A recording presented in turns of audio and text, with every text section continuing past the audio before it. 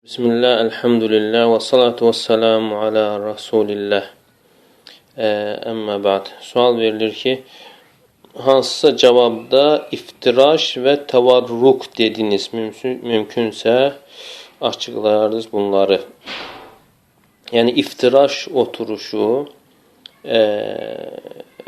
yəni sol, elə bir ki, insan dizlər üstə oturduğu zaman sol ayağının üstünə oturur və sağ ayağını dik saxlayır.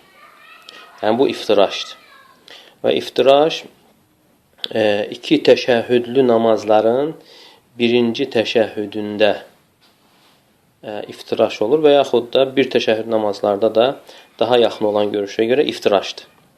İftiraş oturuşu oturulur və təvarruk isə iki təşəhhüdlü namazların ikinci təşəhhüdündə təvarruk oturuşu olur və onun da forması, yəni bəzən ayaq, sağ ayaq dik olur və onun altından sol ayaq çıxarılır.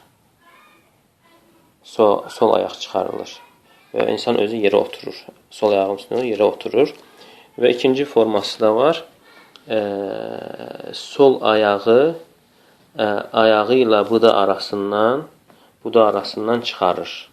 Yəni, inşallah şəkillər var. Və şəkillərdə birinci oturuş iftiraş oturuşudur. O bir ikisi isə təvarruk oturuşlarıdır. İxlasla.com saytı tərəfindən təqdim olundu.